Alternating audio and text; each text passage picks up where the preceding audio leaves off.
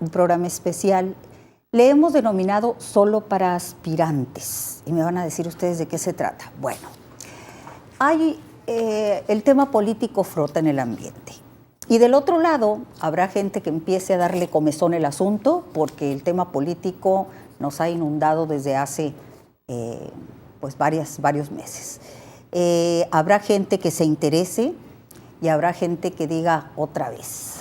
Este programa es para aquellas personas que participan en algún partido político, para aquellas personas que disienten de todos los partidos políticos, para aquellas personas que desean un México mejor, pero que no participan y que procuran hacer bien las cosas desde su trinchera y asumir las responsabilidades que les toca. Para aquellas personas que desean conocer, reflexionar y aprender un poco más sobre el contexto en el que nos encontramos en vísperas de elecciones en el próximo mes de junio. Este programa es solo para aspirantes a ciudadanos. Es una reflexión, es un análisis que creo que puede serles de mucha utilidad. Tenemos un invitado muy especial y esperamos que realmente esto sea de su agrado y de su interés. Entonces, sin más, ¿qué les parece si nos vamos a la entrevista?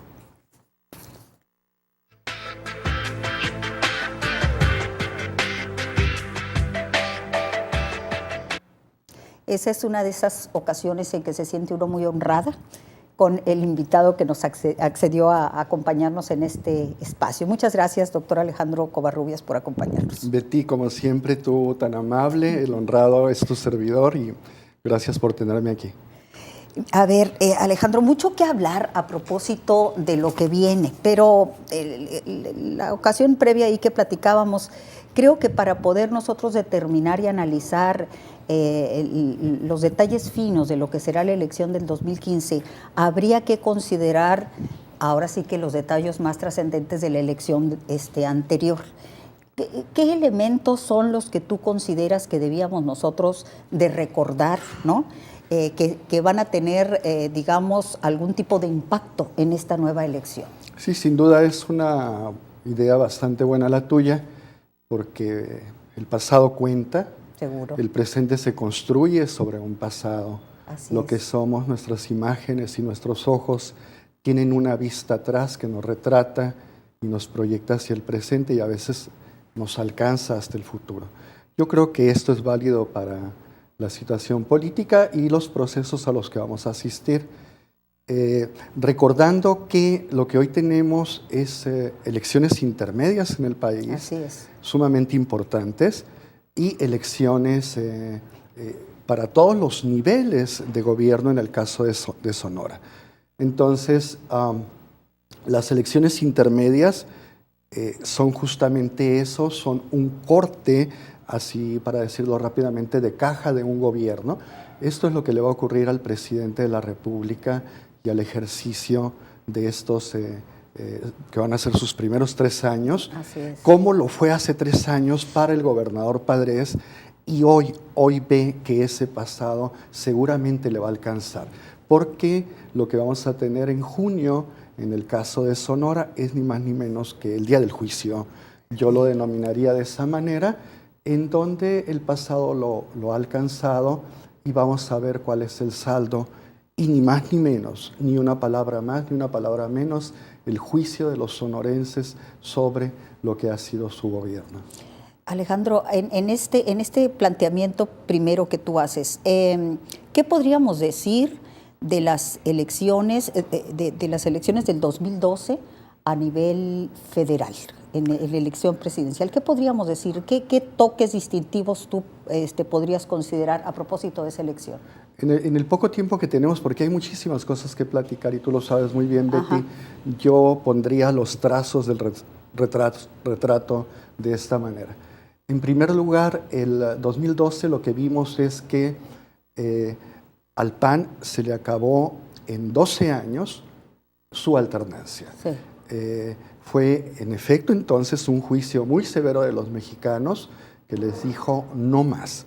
No más porque Digo, no más en ese momento, ¿cierto? Así es. Los no más en contexto político nunca son definitivos. No más en ese momento porque lo que tenemos que tener preciso es que los mexicanos no solo lo desplazaron de la presidencia, lo relegaron al tercer lugar del país y en una situación en donde sus candidatos fueron perdiendo espacio tras espacio. Incluso en el caso de Sonora, Josefina Vázquez Mota, que en lo personal me parece a mí una mujer extraordinaria, ella vio lamentablemente que aún en el caso de Sonora no ganó las preferencias de los sonorenses contra lo que había prometido el gobernador Padres, por ejemplo, y su equipo de colaboradores, ¿cierto?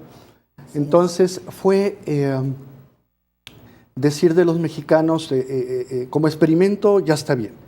Y el experimento le dejó a los mexicanos un sabor de boca, podríamos decir, bastante desagradable. Algunos lo califican de agridulce, en donde lo que nosotros asistimos es que los temas de la seguridad pública se pusieron absolutamente en primer plano en este país y el presidente Calderón insistió una y otra vez en que esto era lo más importante para la nación, relegando aspectos básicos para el bienestar de los mexicanos y contra lo que él mismo había prometido como ser el presidente del empleo, porque al final de cuentas ni lo fue y la economía pasó a ser de nueva cuenta la principal preocupación de la población, los bolsillos, qué tenemos en nuestras mesas, de qué comemos, de qué hablamos día a día las familias, que esto empieza por la satisfacción de necesidades básicas y las posibilidades de ofrecerle un mejor futuro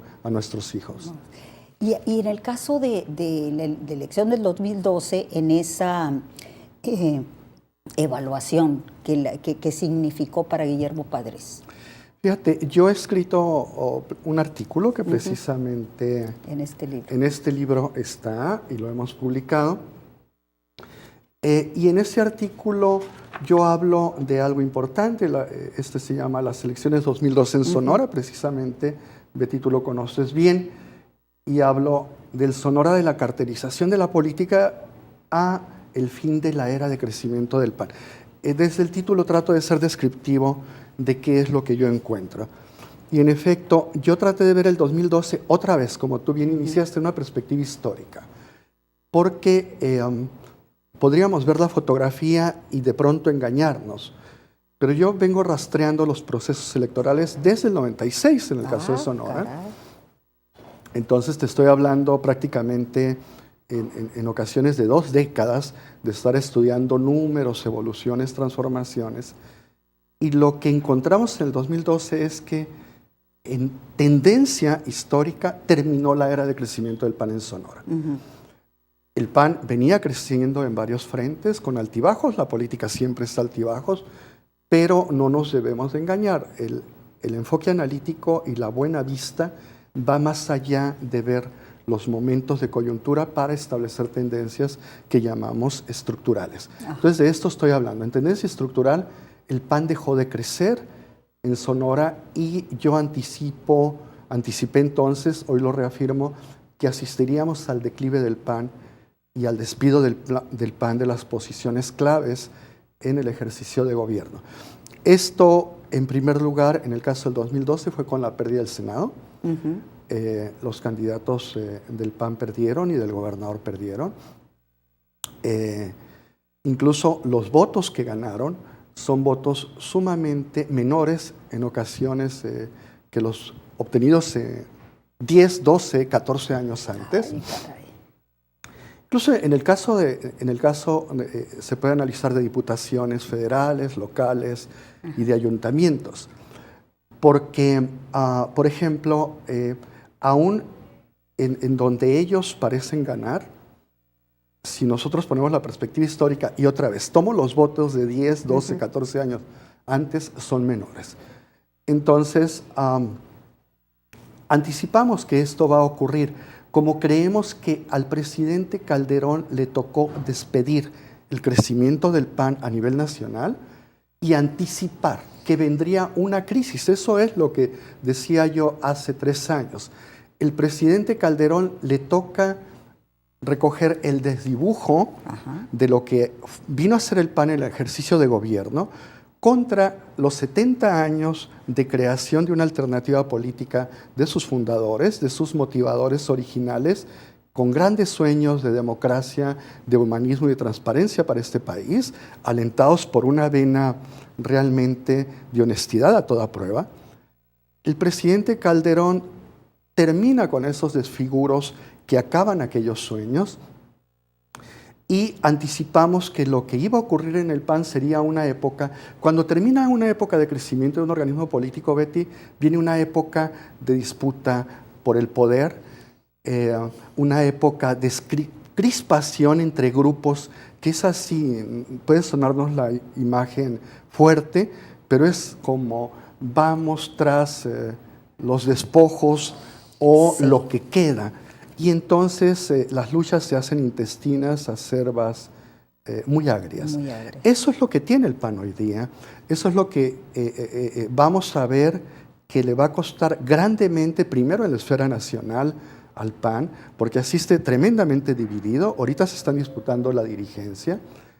El señor Madero, su dirigente actual, que llegó con un ala justamente de reformador y de honesto, modesto, pues resulta que le han salido unos dientes tremendos y dice, voy por todas. Morsa, parece. Claro. Sí.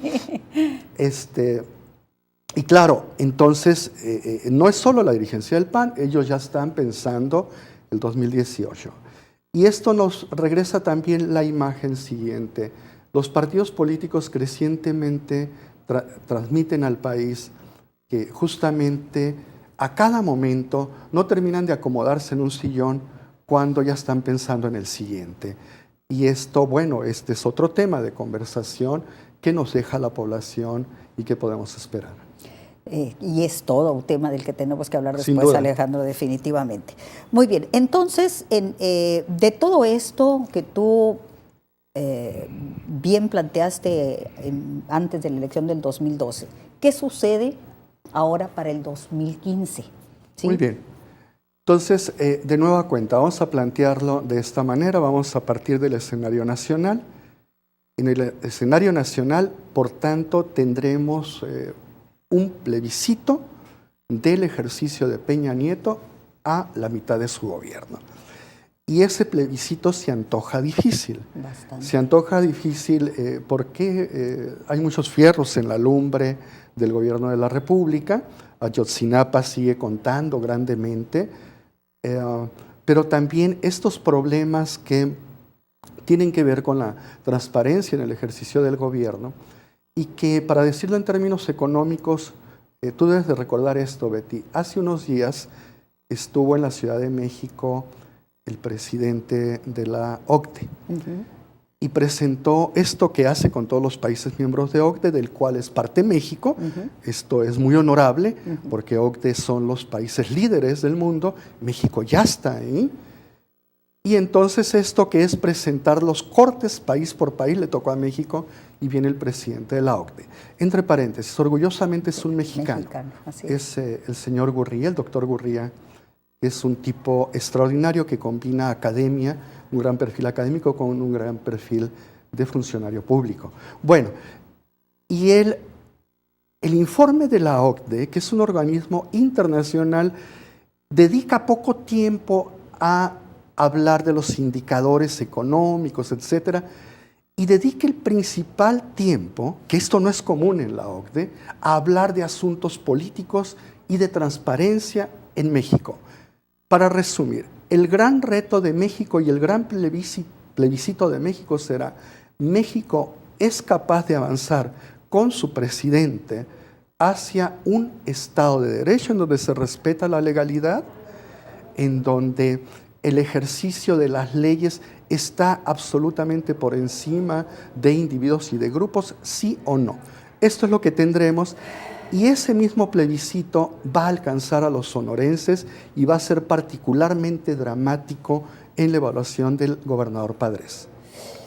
Me marcaron, es impactante lo que estás poniendo en la mesa, pero en este momento me están marcando que vamos a un corte. Por supuesto. Ya llegamos a mitad del programa y seguimos platicando. ¿Okay? Claro que sí.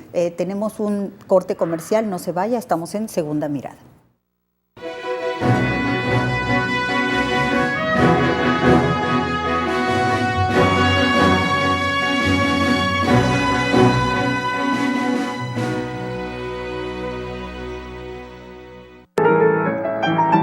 Todos los jueves, Ignacio Lagarda y Joaquín Robles Linares te esperan en Tiempos, el programa donde la historia, además de interesante, se vuelve entretenida. Te invitamos a conocer mucho más de nuestro pasado común en Tiempos, un momento con la historia. Este jueves a las 2 de la tarde, en Mega Canal Sonora, la señal de tu ciudad. Mega Canal, ahora la señal de tu ciudad. Es diversión, con emoción, es la verdad, con libertad, con el sabor regional.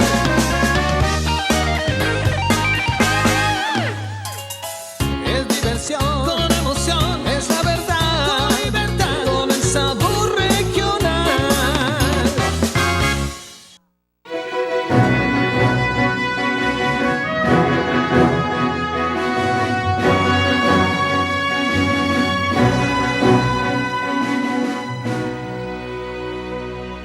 Amigos, pues estamos aquí con el doctor Alejandro Covarrubias Valdenebro, investigador del Colson, y estamos en la entrevista hablando precisamente, reflexionando alrededor del tema de las elecciones, de las últimas elecciones y de este año electoral.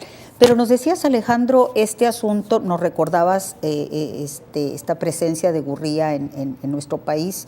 Y mi pregunta sería, ¿qué tanto va a impactar esta declaración, este planteamiento al tema de las elecciones a los distintos partidos? Sin duda va a impactar muchísimo, pero parto en breve otra vez del caso nacional para aterrizar en el caso de Sonora.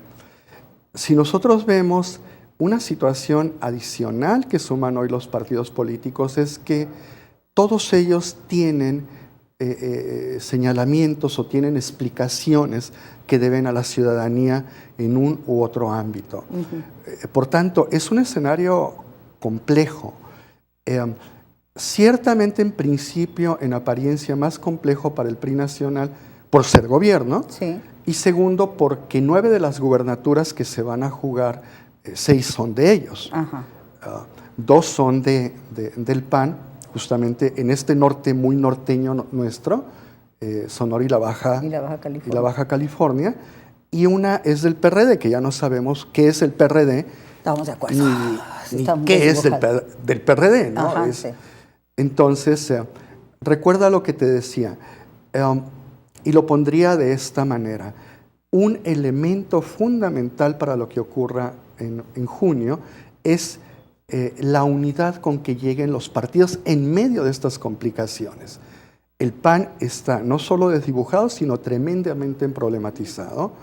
Y el PRD, repito, no sabemos qué es hoy día, ni qué es la izquierda, ni qué representa, y qué mensaje sí desea dar a los mexicanos. ¿No? Claro. Entonces, digamos que esa es una ventaja que tendría con todo el presidente y su partido. Contra los otros elementos, como que podemos hacer una caja al estilo contable de haberes y deberes e ir sacando nuestros números cada quien. En el caso de Sonora, el plebiscito va a ser de un gobierno de alternancia que, creo yo, a diferencia de a nivel nacional, que fueron 12 años que tuvieron y vino ese juicio final, creo que esta vez no va a dar para más de esos 6 años. Porque justamente, lo voy a poner de esta manera, los elementos que hace un momento referí, que viene el doctor Gurría y OCDE y le presentan a México. Ojo que cuando hablo del doctor Gurría y OCDE, no es solo ellos, son esa comunidad de líderes en países y presidentes del mundo y de los organismos de gobierno del mundo mandando mensajes claramente a cada nación. Y repito, el mensaje a México es hora de que México atienda el Estado de Derecho y el ejercicio de un gobierno recto y transparente. Entonces, esto va a ser muy importante para el caso de Sonora, porque el gobernador Padres ha tenido un gobierno, lo sabemos, afectado por una cantidad de litigios que han desbordado los ámbitos locales y regionales para terminar en los tribunales federales. Entonces, serán cosas que estén presentes en los sonorenses, serán cosas de conflictos aún en donde sabemos que al final lo que se ha hecho en lenguaje coloquial es patear el bote, como se dice. Así es. Esto es porque, por ejemplo, en el asunto del acueducto de Independencia y del agua, antier sale una resolución más de la Suprema Corte y ciertamente parece darle la razón en la validez al gobernador Padres y su equipo, pero la verdad es de que está atendiendo a un asunto particular. Eso no lega la posesión de estos distritos que tomaron a lo largo del río para traer el agua. El asunto de fondo constitucional sobre el problema de un impacto ambiental y sobre los derechos de la nación yaqui y el pueblo yaqui, las comunidades sobre esto, están ahí latentes. Y ahora le suma porque la Corte, la Corte no es una entidad para dar gusto, sino para aplicar la ley en estricto, marque el color que marque. Dice, además, ustedes tienen que darle voz a Cajeme y a San Ignacio Río Muerto en esa evaluación ambiental. Bueno, entonces es posible que el juicio importante de la Suprema Corte lo podamos ver unos días antes de la elección. Cualquier cosa que eso vaya a hacer. Adicionalmente, la población recordará que hubo la catástrofe ambiental más importante de la industria ha ocurrido en Sonora y se relaciona con el agua y por coincidencias en donde a veces es muy difícil descifrar los destinos de las estrellas y del cielo, coincide que aparece una presa cerca de... y desaparece. Y desaparece, ¿no? Entonces, son muchos elementos. Diría yo que del otro lado, el reto del PRI es tener la capacidad de procesar los intereses de sus grupos internos y, en efecto, llegar unido y con un candidato de unidad. Creo que si no lo hace el PRI, podrá desperdiciar la oportunidad de acortar la alternancia y el regreso al gobierno en el caso de Sonora. Ya que mencionas al PRI, su papel como opositor, ¿cómo lo has visto? ¿No se ha visto tibio? Creo que nos da muchas explicaciones, sí, ¿no? El PRI también. En efecto, ha habido en Sonora cantidad de temas, cantidad de problemáticas, cantidad de pendientes donde uno esperaría que el PRI, y no solo el PRI, todos los partidos que son oposición, sí, definitivamente. Porque esa es la labor de ser oposición, exactamente, ejercer una voz, un ejercicio y un espacio de contrapeso al poder responsable. No se trata de criticar por criticar, y creo que todos ellos nos deben en ese ejercicio de voz. Yo creería que también no ha sido fácil. Creo que el PRI no estaba acostumbrado naturalmente a esta circunstancia, entonces a veces decir las cosas desde este lado puede ser fácil, pero vivirlo ahí es otra circunstancia, sin que esto signifique excusarlo, ¿no? Sí, definitivamente estoy de acuerdo contigo. Para realmente construir una democracia requerimos de una oposición responsable, la que sea, ¿no? Sea PAN, sea PRI, sea PRD, lo que sea. El otro tema, la reforma político-electoral, los cambios que se hicieron a las reglas del juego. ¿Cómo van a impactar esta elección del 2003? Bueno, esto está por verse, Betty. La reforma, desde luego, tiene un espíritu positivo, que lo podríamos resumir en 3 elementos. El primer elemento es sacar de los ámbitos de dominio local y estatal las elecciones lo más posible. Por eso se crea un Instituto Nacional con capacidad coordinadora, concentradora e incluso de atracción de los procesos electorales en caso de que esto sea necesario. ¿Entendemos? Este es un concepto legal. Incorpora el segundo elemento.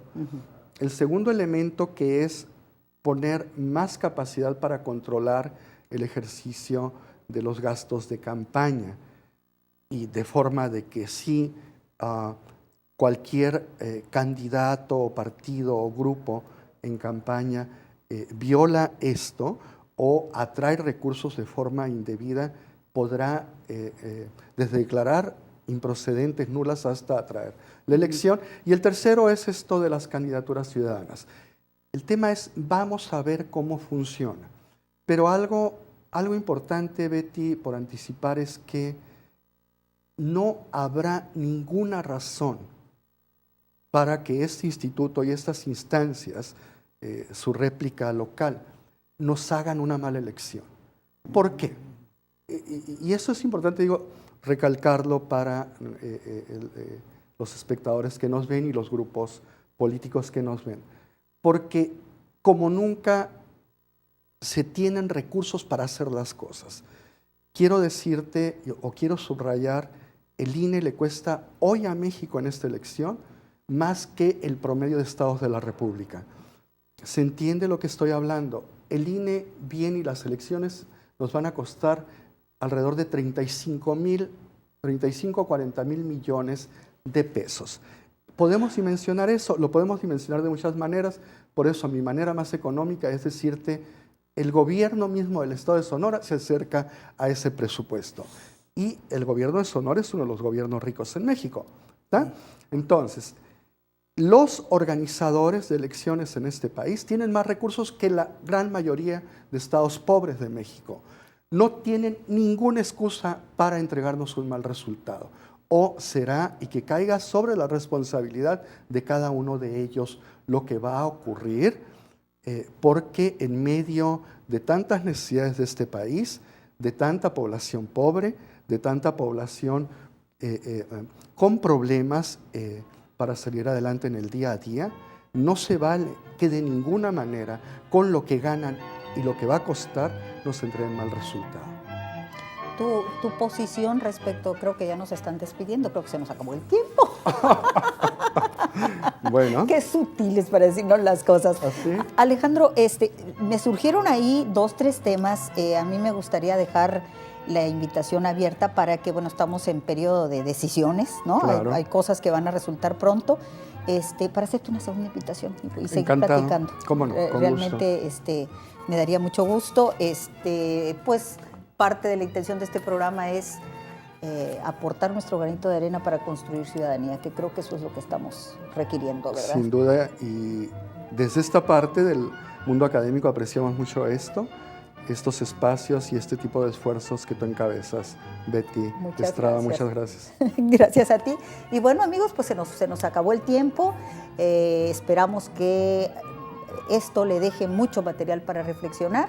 Y bueno, no se olvide que nos vemos aquí exactamente en una semana en su programa Segunda Mirada. Que estén muy bien.